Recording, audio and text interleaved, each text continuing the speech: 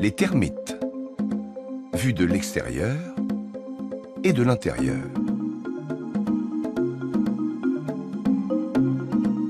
À ce jour, on dénombre déjà plus de 2600 espèces de termites. Les termites sont de prodigieux bâtisseurs et moissonneurs. Ils maîtrisent aussi à merveille la culture des champignons.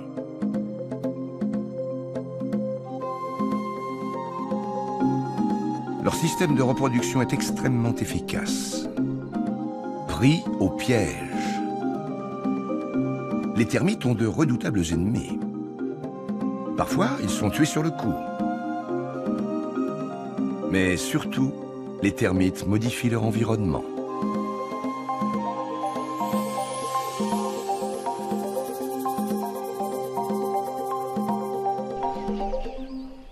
En Afrique de l'Est, les termitières sont si nombreuses dans la savane qu'elles semblent banales. Mais en plongeant au cœur de ces monticules,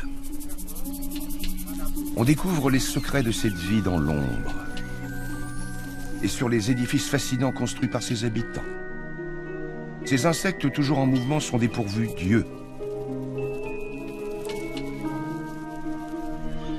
Ceux qui les étudient tombent sous le charme de leur ingéniosité.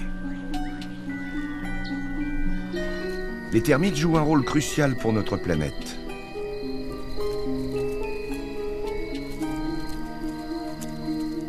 Toutefois, l'étude des termites est parfois frustrante. Ils ne sont pas du tout coopératifs et ne se laissent pas distraire de leurs activités. Deux chercheurs se sont lancés un défi, filmer l'intérieur de la chambre de la reine, sans perturber la colonie. Leur objectif est d'élucider le grand mystère qui entoure les termites. Les biologistes Joe Darlington et Reinhard Leuthold ne songent pas une minute à prendre leur retraite. Beaucoup de découvertes restent à faire sur les termites, même pour eux qui sont des spécialistes reconnus de ces insectes. On ne peut jamais être sûr. Mais si, on est sûr quand ils sont en vie, mais on ne sait jamais s'ils sont vraiment morts. Les deux biologistes se chamaillent pour des détails. Mais tous deux sont convaincus que les termites jouent un rôle majeur pour l'enrichissement des sols partout où ils vivent. Dans cet écosystème, les termites se chargent du recyclage des débris végétaux. Le sol est quasiment calciné par le soleil. Les bactéries et les champignons ne peuvent pas se développer sur cette surface. Les termites fertilisent la terre, une tâche difficile. Mais les chercheurs n'emmènent pas large non plus. C'est très difficile d'étudier les termites, car ils fuient la lumière. On passe son temps à courir après eux. L'étude des termites ressemble à l'archéologie. Mise au jour de cités enfouies, étude de sites abandonnés depuis longtemps.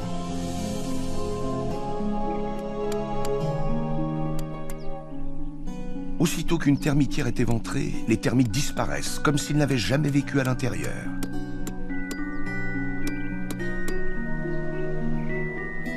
Une infime partie des termites ne quitte pas les lieux.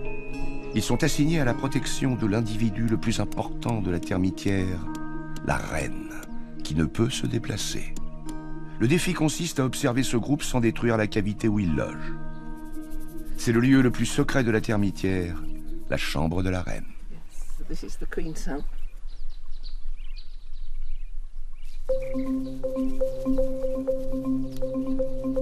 La reine est une machine à pondre. Elle engendre les millions de termites qui peuplent une termitière. Son fonctionnement ressemble à celui d'un super-organisme. La plus infime brèche dans la termitière est aussitôt colmatée par les ouvriers. Les termites s'alarment à la moindre variation de température et du taux d'humidité ou à l'apparition de lumière. Mais même dans l'urgence, elles ne se désorganisent jamais. En cette région sèche, les ouvriers disposent en permanence de réserves d'eau pour produire du mortier à tout moment. Les soldats, équipés de redoutables mâchoires, surveillent les entrées et attaquent tout intrus qui s'aventure dans la termitière.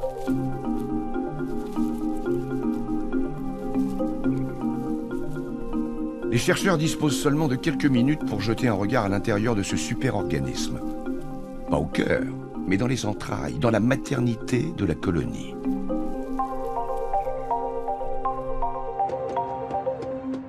Dans un grand nombre de pays, les habitants craignent et éradiquent les termites. Ces insectes vivent souvent près des humains sans que quiconque s'en aperçoive. Seuls les pros sont capables de les localiser.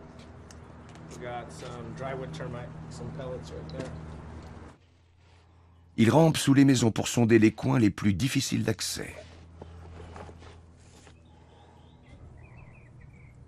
Ils sont là.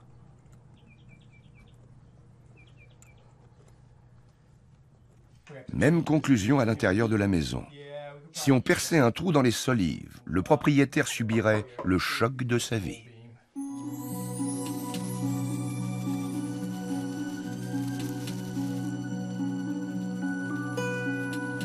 Pour les petits insectes aveugles, une maison en bois n'est pas un logement, mais un self-service.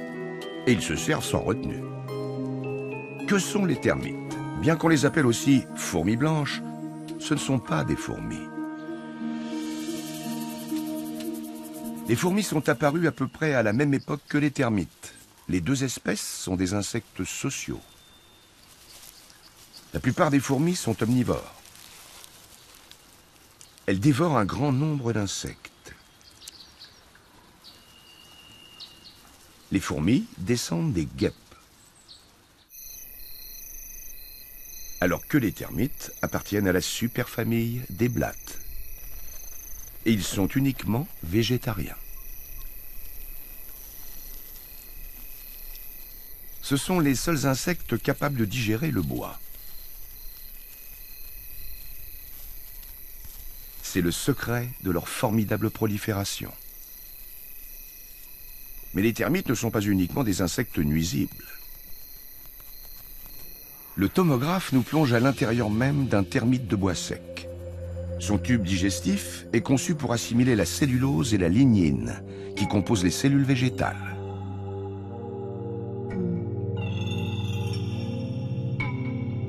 Les fragments de bois grignotés par un termite sont ramollis puis réduits en particules minuscules. Ce processus a lieu dans un corps pas plus long qu'1 millimètre. Retour dans les entrailles du termite. Les fibres sont acheminées via le tube digestif dans une sorte de panse grouillant de micro-organismes appelés protozoaires flagellés.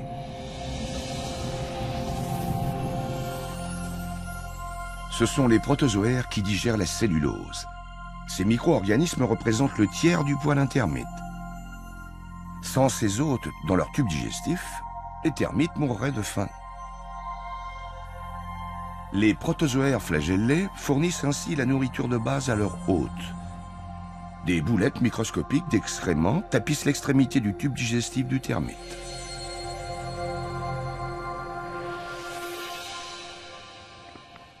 Une famille peut vivre de longues années dans sa maison sans se douter que l'assaut des termites a débuté depuis longtemps. Pourtant, les indices microscopiques ne manquent pas. Le grincement de la porte d'entrée peut être la conséquence de leur présence.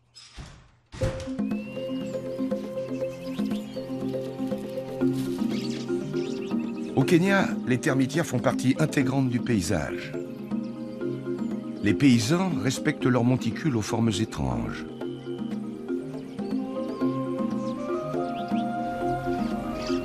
Ils les protègent même quand ils se dressent au milieu de leurs champs.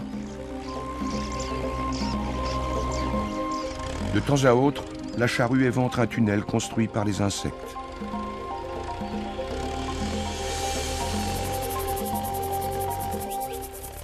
Les tunnels forment un vaste réseau tout autour de la termitière. Ce jeune termite est presque adulte. Il s'apprête à quitter la colonie pour fonder la sienne. Les termites vivent sous terre, à l'abri de la lumière. Pour trouver un partenaire ainsi qu'un site idéal pour fonder leur colonie, les termites sexués doivent s'aventurer à l'air libre, ce qu'ils font le plus souvent la nuit. C'est la phase la plus périlleuse de leur vie. Les paysans apprécient les terres autour des termitières parce qu'elles sont plus fertiles.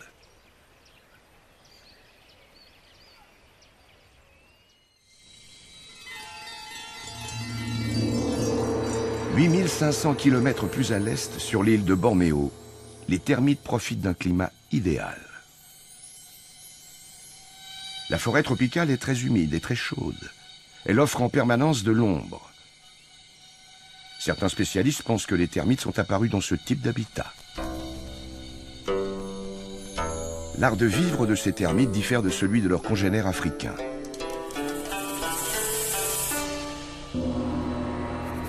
Ils ne doivent pas vivre sous terre ni creuser en profondeur pour trouver de l'eau.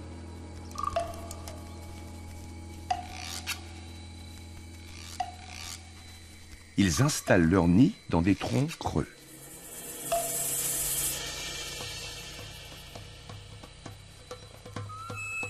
Contrairement aux termites de bois sec d'Amérique, ces termites asiatiques ne consomment pas le bois dans lequel ils vivent. En revanche, tous les 10 jours, ils partent en expédition pour trouver de la nourriture.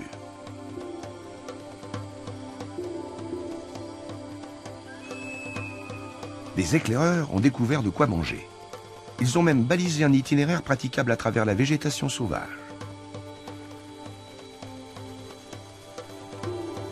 Ils tracent ce chemin en l'imprégnant d'une phéromone produite par une glande logée sur le sternum.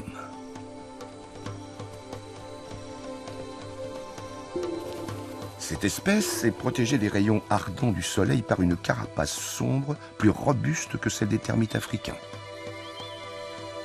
Les termites moissonneurs récoltent le lichen qui couvre l'écorce de cet arbre. Ce dernier se trouve à 100 mètres de leur nid, ce qui pour nous reviendrait à nous frayer un chemin à travers 15 km de végétation dense.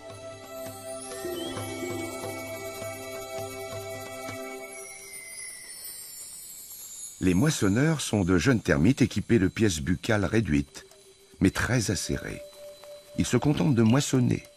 Ils ne mangent rien sur place.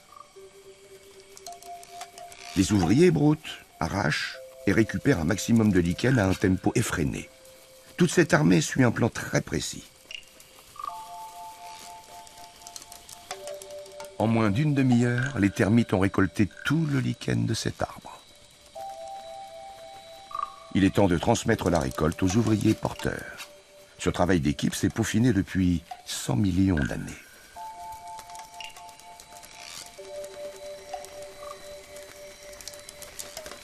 Le termite porteur attend d'être chargé au maximum.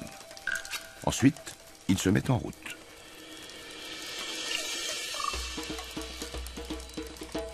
Les termites moissonneurs et porteurs savent quand ils doivent regagner le nid.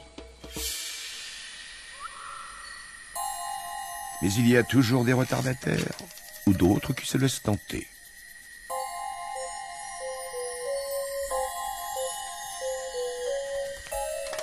Les termites ne résistent pas à la substance blanche qui borde le sommet de l'urne des Népenthes. Ils en raffolent plus que du lichen.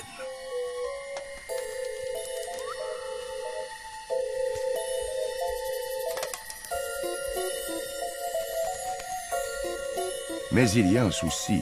Le bord des urnes est glissant comme une patinoire.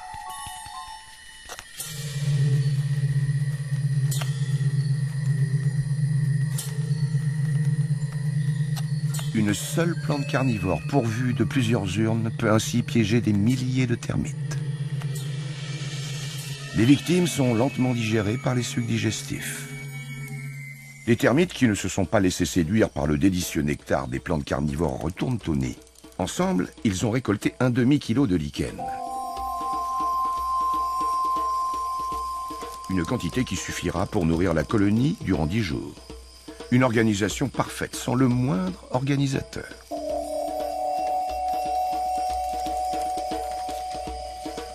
S'aventurer à l'extérieur n'est pas sans danger. Les termites craignent surtout la sécheresse et la chaleur. Les termites accélèrent le pas quand ils franchissent une zone ensoleillée. Les trous dans la canopée représentent un risque pour ces insectes et la déforestation est une catastrophe pour eux.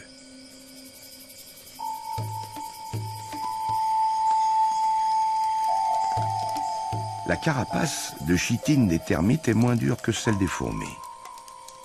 S'ils restent trop longtemps au soleil, les termites peuvent même cuire sur place. Dès qu'un rayon de soleil touche le sol, les termites se précipitent aux abris. On court à toute vitesse jusqu'au nid salvateur.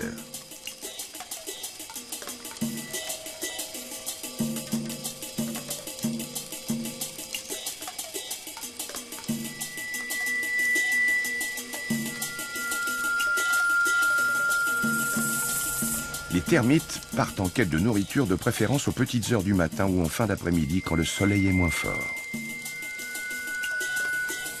La brume et la pluie fraîche sont également nuisibles pour leurs minces carapaces.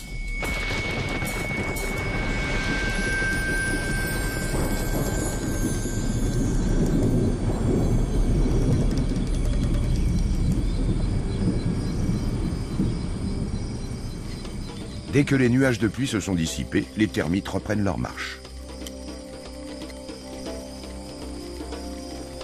L'expédition s'est bien passée. La colonne n'a pas été attaquée par des ennemis. Et les plantes carnivores ont infligé des pertes réduites. Après leur retour, les termites se consacrent 10 jours entiers à la transformation de la récolte et aux soins des œufs et des larves.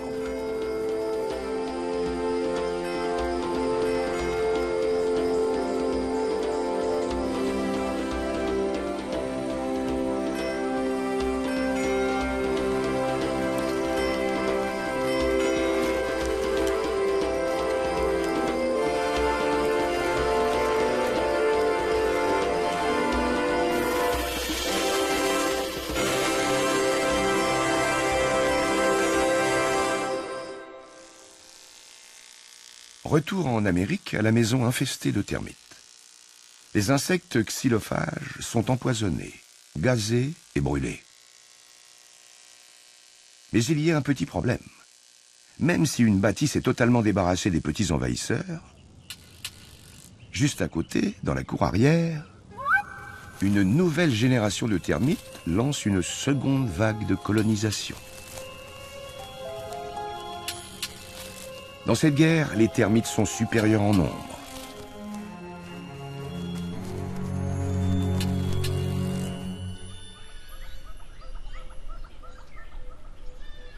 En Afrique de l'Est, la situation est la même, mais les termites ne sont pas considérés comme un fléau. Ce gigantesque nid en forme de haute cheminée symbolise leur statut. Ici, ce sont les termites qui dominent. À l'échelle humaine, cette tour atteindrait 1700 mètres de hauteur. Les termites doivent construire en hauteur pour assurer le bon fonctionnement du système d'aération. Plus les arbres proches d'une termitière sont hauts, plus la termitière sera haute. C'est très impressionnant, tu ne trouves pas? Joe et Reinhardt font une expédition nocturne pour observer la façon dont une jeune colonie entame la construction d'une termitière en forme de cheminée. Ce monticule est encore en chantier.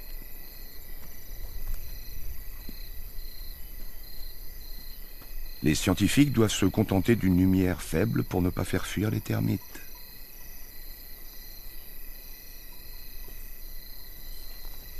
Pour observer l'activité à l'intérieur de la colonie, ils utilisent une caméra à infrarouge.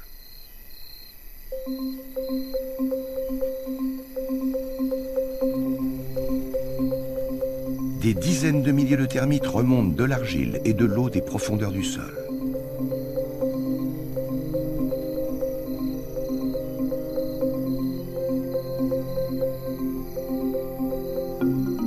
Tels des mineurs, ils creusent inlassablement la terre en quête de matériaux de construction.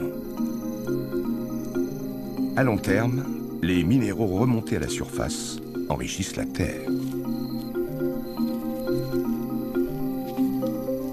Les termites emmagasinent suffisamment d'eau dans leur corps pour fabriquer le mortier dont est constituée la termitière. Pour trouver de l'eau dans ce désert aride, les termites doivent creuser des galeries jusqu'à 60 mètres de profondeur pour atteindre la nappe phréatique.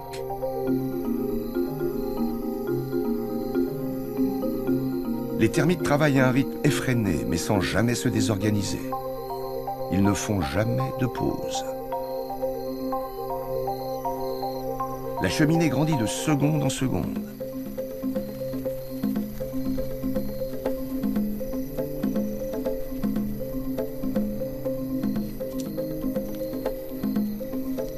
cheminée vit aussi. Elle respire, mange et digère comme un immense animal.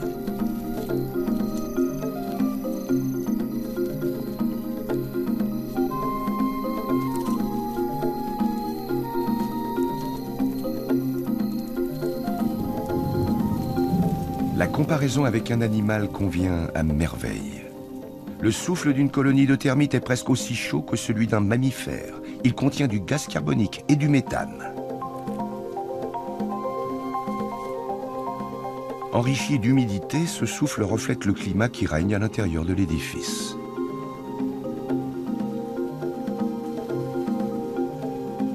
Lorsqu'une averse rafraîchit l'air, le puits d'aération dégage de la vapeur.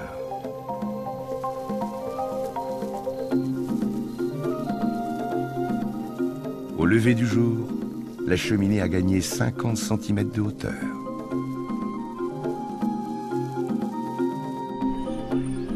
Mais le travail est loin d'être achevé. Plus tard, les termites colmateront les petites brèches.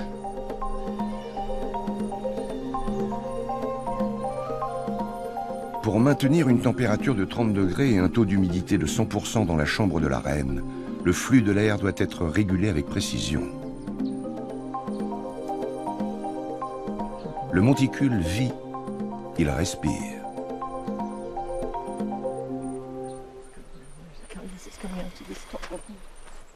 Joe Darlington a découvert que le système d'aération diffère d'une termitière à l'autre. Les systèmes d'aération ne sont pas les mêmes. Les différentes espèces de termites ont chacune mis au point des systèmes de ventilation particuliers. Cette cheminée rejette beaucoup de vapeur. Celle-ci également, et celle-là aussi. L'aspect le plus important, c'est la différence de hauteur entre les cheminées les plus hautes et les plus basses. Comme le vent est plus fort en hauteur, les cheminées supérieures aspirent de l'air vers les cheminées inférieures. L'air circule ainsi à travers toute la termitière. Sans ce système de climatisation, les termites ne pourraient pas vivre dans cet environnement sec et aride. Ces cheminées ne servent pas seulement à réguler la température. Elles permettent aussi d'évacuer le gaz carbonique et le méthane.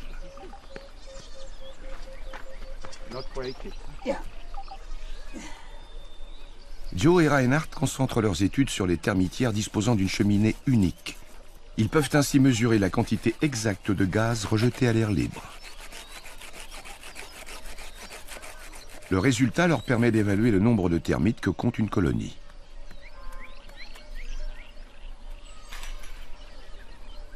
Joe et Reinhardt se basent aussi sur la forme d'une termitière pour évaluer le nombre de termites qui ont participé à sa construction.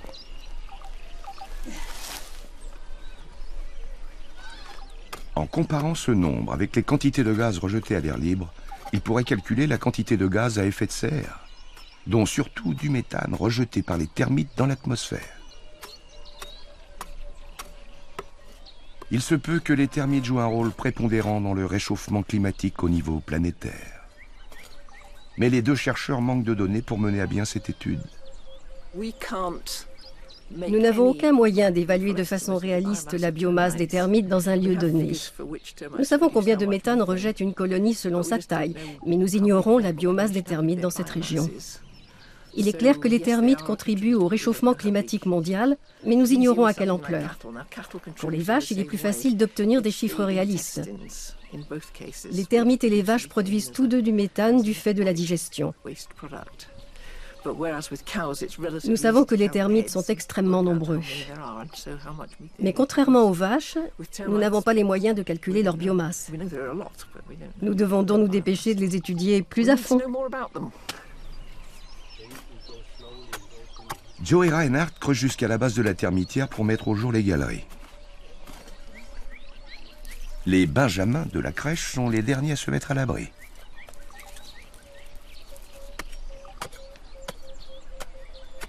Les biologistes redeviennent des archéologues. Les sujets vivants de leurs études s'évanouissent sous leurs yeux.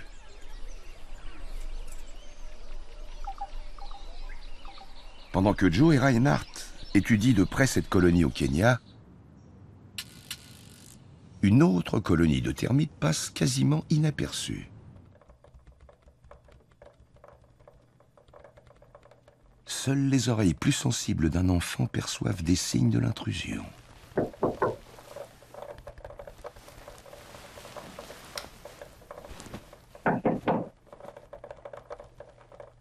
Il est intrigué par des grattements dans les murs.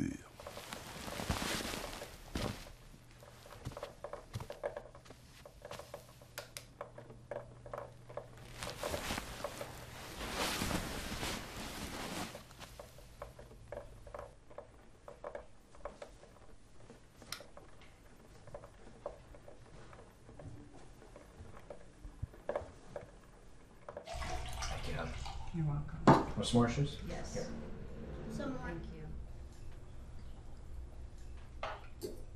I heard like this noise last night. Le lendemain, Danny ne peut s'empêcher de parler de ces bruits nocturnes à ses What kind of parents. noise was it?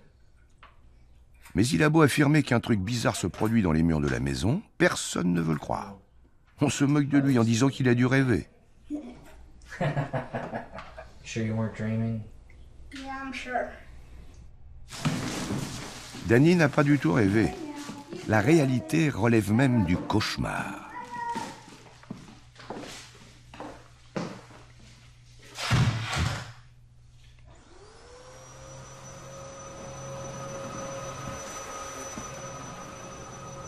Le perfectionnisme de Rose est une bénédiction. Une femme de ménage qui travaille aussi consciencieusement est une perle rare.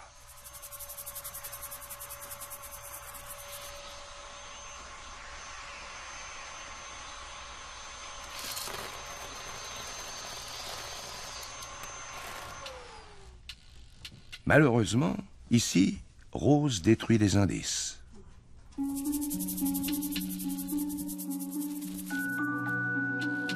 Les termites de bois sec ne connaissent qu'un seul proverbe. Ma maison est aussi mon repas. Ici, pas d'expédition vers des sites de nourrissage lointains, à la merci des ennemis. Se nourrir de sa propre maison est bien plus efficace et plus sûr.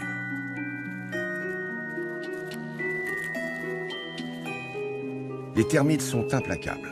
D'année en année, ils infligent plus de dégâts que les ouragans, les inondations et les incendies réunis.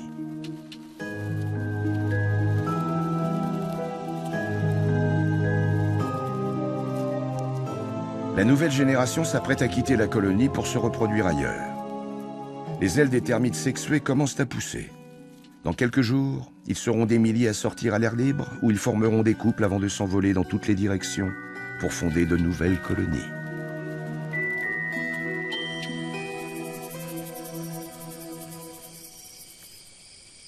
Dans les zones tropicales, la biomasse des termites, c'est-à-dire leur poids total, doit être colossale. Aussi nombreux soient-ils, les petits insectes se repèrent difficilement dans l'ombre de la forêt vierge.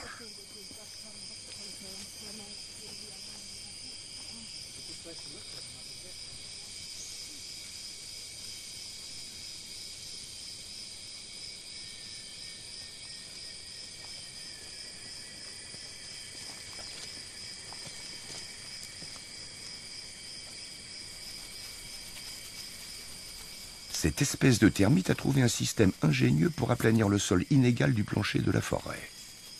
Pour franchir les espaces et les différences de hauteur entre les branches et les feuilles, ils construisent des ponts et des tunnels.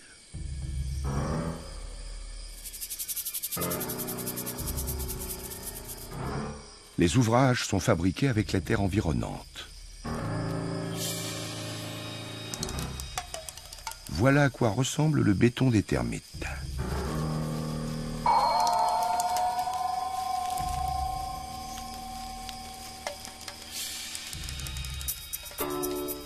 En facilitant l'accès aux sites de nourrissage, les termites économisent du temps et de l'énergie.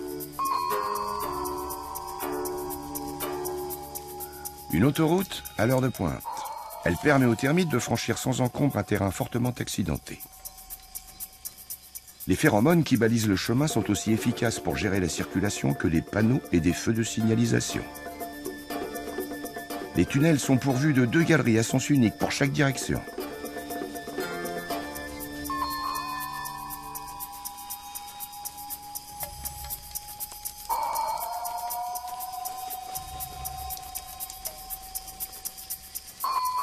Ces termites asiatiques disposent d'une caste de soldats chargés de surveiller en permanence le chemin. Ils ont un odorat très développé et sont équipés d'une arme chimique sur la tête. Leurs antennes scannent les environs à l'affût de nombreux prédateurs qui peuplent la forêt vierge.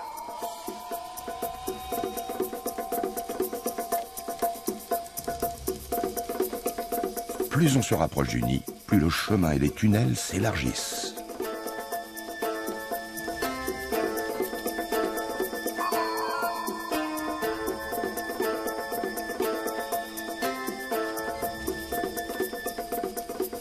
Rien ne peut arrêter leur progression. Ces ouvriers découpent des feuilles sèches. En pourrissant, elles fertilisent la terre et profitent à de nouvelles plantes. Les termites produisent d'immenses quantités de compost, aussi bien dans les forêts tropicales que dans les savanes les plus arides. Découper les feuilles en petits fragments n'est pas une mince affaire.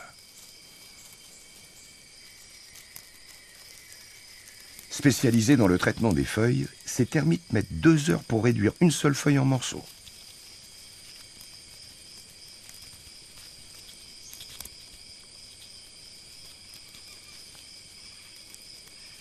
Malgré nos maigres connaissances sur les termites, ces images montrent le rôle déterminant qu'ils jouent dans les écosystèmes où ils vivent.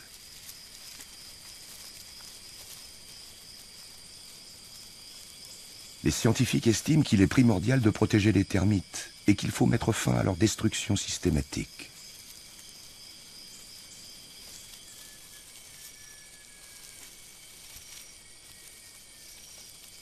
Depuis 150 millions d'années qu'elles existent, les différentes espèces de termites ont développé les techniques les plus variées pour recycler les matières végétales mortes. C'est aussi la raison principale de leur formidable succès. Leur système social est un modèle de perfection. Il facilite leur emprise sur leur environnement.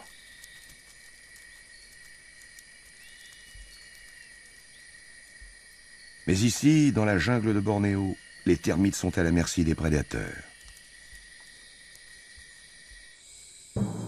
Comme celui-ci, caché dans les feuilles sèches et qui ressemble à un reptile. Quand il s'étire, on pourrait le confondre avec un tatou. Toutefois, un seul point commun avec le tatou, c'est qu'il s'agit d'un mammifère et non d'un reptile.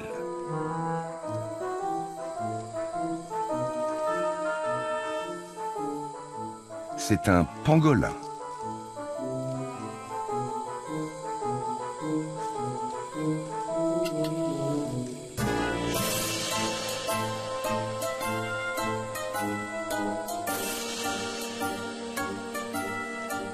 Le pangolin éventre les termitières à l'aide de ses griffes acérées et capture les termites en y introduisant sa longue langue gluante.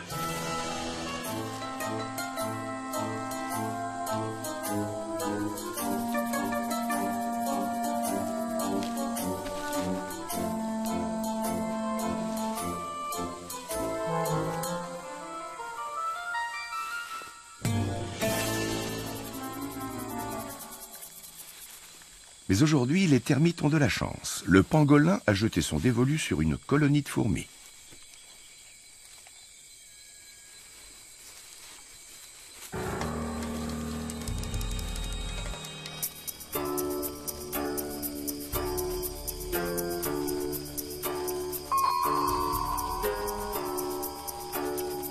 Ces soldats sont à l'affût d'un autre prédateur. Ils ne peuvent pas le voir. Ils peuvent uniquement le sentir.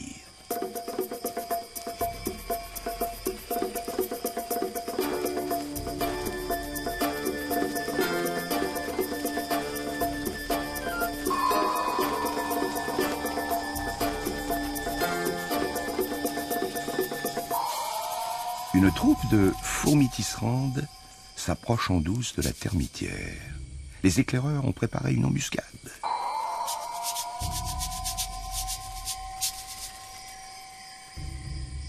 L'unité de choc des fourmis s'approche du chemin construit par les termites. Elles évaluent d'abord le relief du terrain. Les ouvriers de la colonie des termites sont trop affairés pour repérer le danger.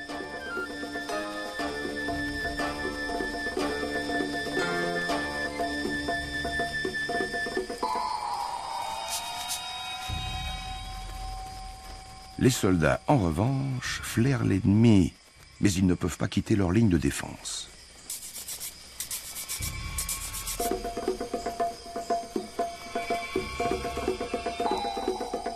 Les fourmis prennent leur temps. Elles cherchent une brèche dans la défense de leur proie. Faute d'en trouver une, elles optent pour une attaque frontale.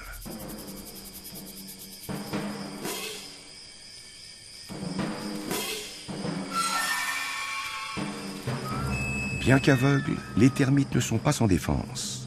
Le tireur d'élite asperge la tête de son adversaire.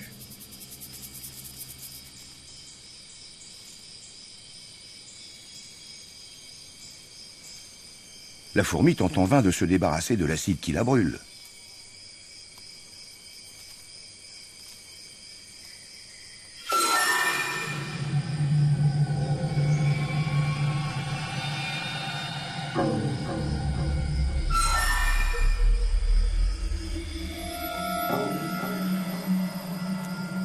Les termites lancent la contre-attaque. Les soldats aspergent toutes les fourmis qui s'approchent.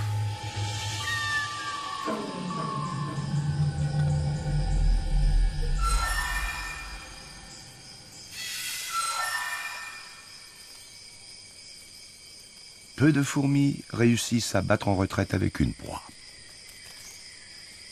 Grâce à leur arme chimique, les soldats termites ont repoussé l'envahisseur.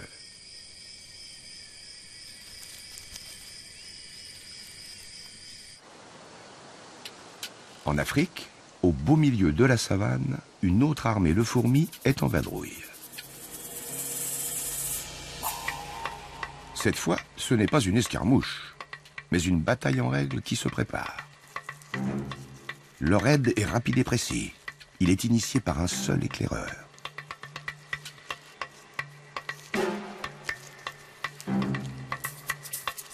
Les fourmis forment 3 colonnes d'assaut de 2 mètres de longueur. Ces fourmis sont très belliqueuses et leur flair est infaillible. Leur seul objectif est la chasse aux termites.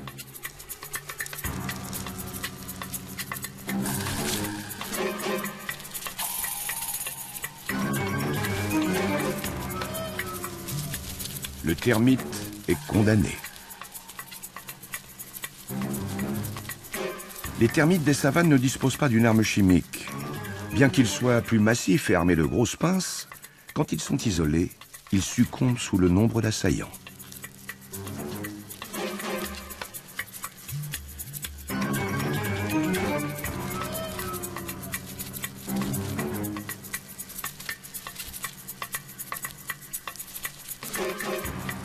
Les fourmis découpent leurs victimes en morceaux avant de battre en retraite et de regagner leur nid.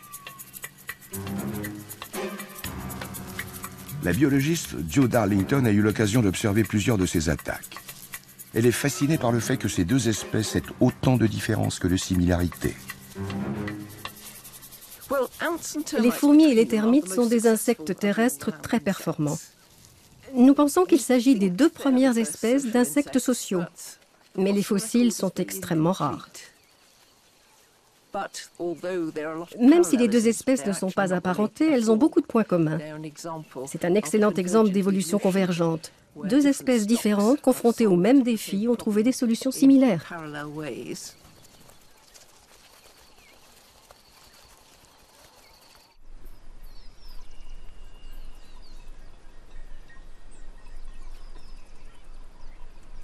Jo poursuit sa mission, qui consiste à évaluer au plus juste la biomasse des termites dans la savane.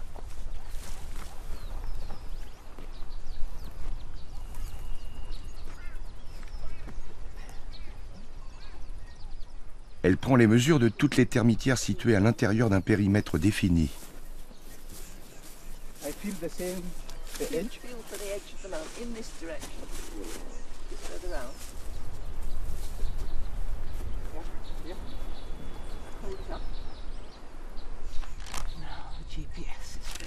Ici, 2 espèces de termites vivent l'une à côté de l'autre. L'une d'elles, du genre Trinaire viterme, est totalement invisible le jour.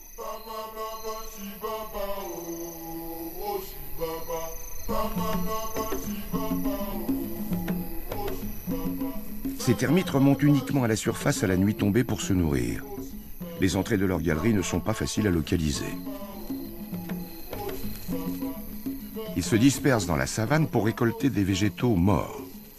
Ils peuvent traîner des masses bien supérieures à leur propre poids.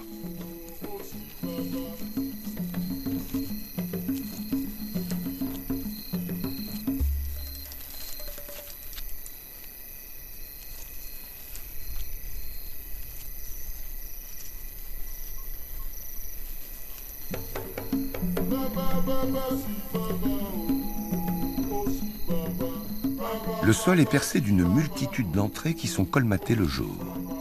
Les galeries forment un réseau tout autour du nid des termites. Les galeries s'étendent jusqu'à 35 mètres du nid. Leur réseau est dense. Sa longueur totale peut atteindre 6 km. Les termites découpent en morceaux des tiges et des feuilles mortes. Ce recyclage profite aux humains et à la faune, car il diminue les risques d'incendie spontané durant la saison sèche.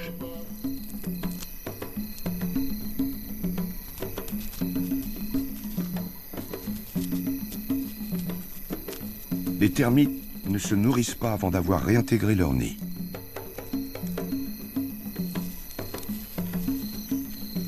Comme ses congénères américaines, cette espèce africaine est capable de digérer la cellulose.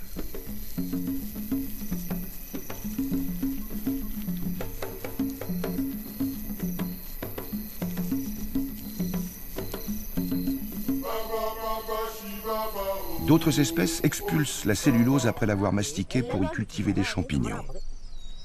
Comme ces termites qui bâtissent un monticule. Ces femmes Maasai n'ont jamais vu l'intérieur d'une termitière.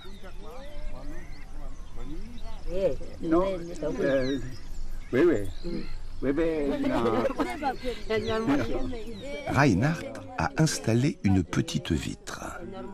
Il peut ainsi observer la culture des champignons.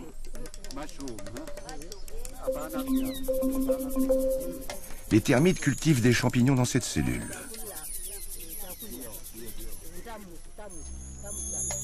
Cette structure à ramification est la meule. Elle est composée d'un substrat à base de bois prédigéré dans lequel les champignons microscopiques se propagent. Ces petits bourgeons sont des agrégats produits par les champignons. Les champignons achèvent la digestion de la cellulose en la transformant en une substance sucrée que les ouvriers prélèvent pour se nourrir et nourrir tous les membres de la termitière.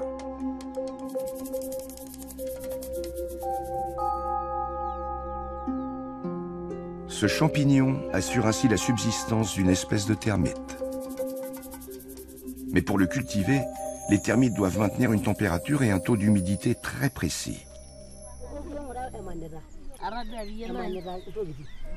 Ces femmes Maasai sont fascinées de découvrir la vie secrète de ces animaux qui fertilisent les terres de la région. En revanche, pour la famille américaine dont la maison est envahie par les termites, un bon termite est un termite mort. Les propriétaires sont obligés de faire appel à des terminateurs d'insectes nuisibles. Leur maison est entièrement enfumée avec du gaz toxique. Les systèmes de climatisation dans les maisons individuelles et dans des villes entières ont détourné les termites de leur aire de répartition naturelle. Ils se sont répandus à travers tous les États-Unis et dans plusieurs régions d'Europe et d'Australie. Leur élimination génère un chiffre d'affaires s'élevant à des dizaines de millions d'euros. Mais le succès de l'opération n'est jamais garanti.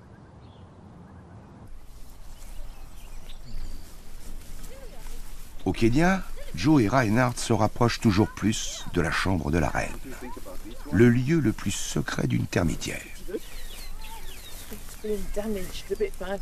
Ils choisissent un monticule facile d'accès. Il y a de l'ombre ici.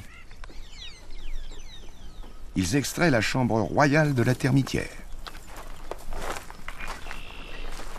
Le défi consiste à l'ouvrir sans menacer la colonie. La chambre est posée avec précaution à l'envers. Où est le soldat? Tu l'as? Ah non, il a dû tomber.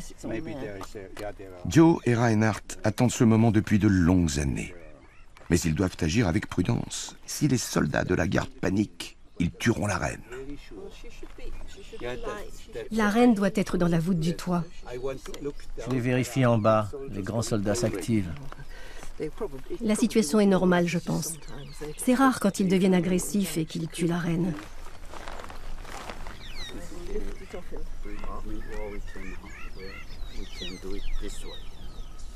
Le moment de vérité. Surprise, il n'y a pas qu'une reine, il y en a 3.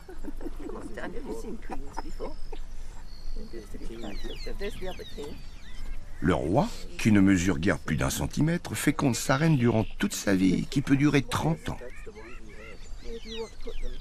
Joe et Reinhardt ne s'attendaient pas à découvrir 3 reines et 3 rois. Ils doivent agir vite. Reinhardt est venu dans la savane avec un laboratoire complet. Son but est de recueillir une reine et son roi, ainsi que des ouvriers et le couvain, pour les installer dans une chambre artificielle sans troubler leur comportement naturel. Les galeries qui relient la chambre artificielle avec le nid sont imprégnées de phéromones afin que les ouvriers continuent à prendre soin de la reine. Au moins, il n'y a pas de grands soldats à l'intérieur. C'est le plus important. Les 2 autres reines retournent avec leurs rois respectifs dans le nid. Le plus horizontal, le plus droit possible.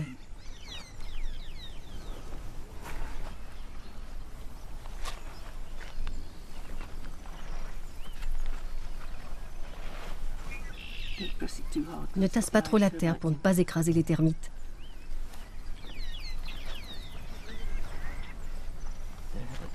Grâce aux interstices, ils pourront réintégrer leur nid. Les chercheurs ont tenté durant des années d'isoler une reine du nid, mais sans succès. C'est la première fois que la reine d'une termitière est filmée dans une chambre royale.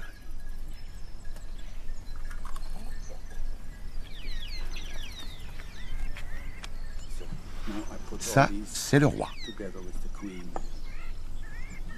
La chambre doit être le plus rapidement protégée de la chaleur et de la lumière. Now these we have to select first. I cover it first. This is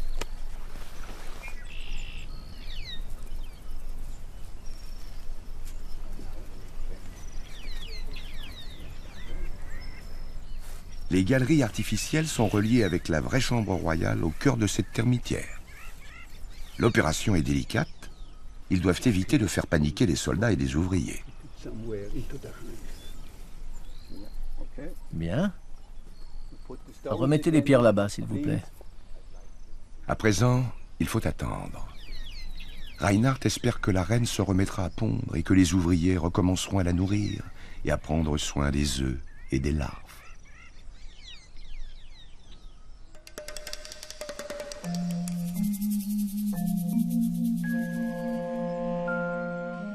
Malgré leur expérience avec les termites, Joe et Reinhardt ont besoin d'un coup de pouce du destin pour mener à bien cette expérience. La reine et les ouvriers ne semblent pas particulièrement troublés par le déménagement.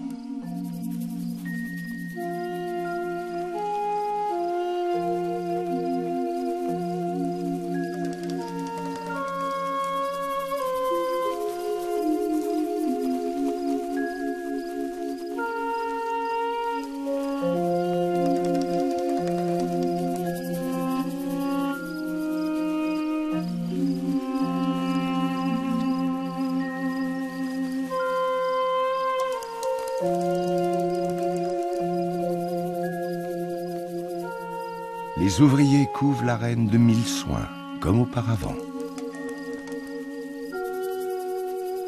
La reine pond inlassablement des œufs, des centaines par minute, 24 heures sur 24.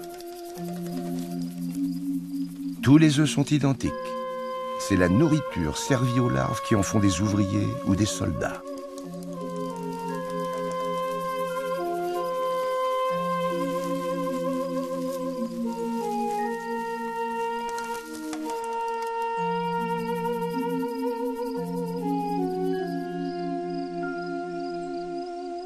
Que ce soit dans la savane ou dans une ville, il est crucial de s'intéresser au sort des termites.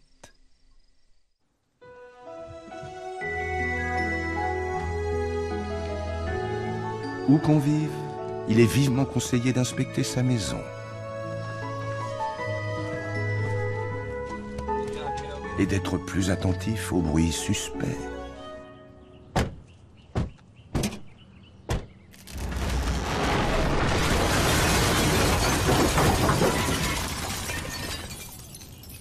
Pour prévenir une éventuelle catastrophe.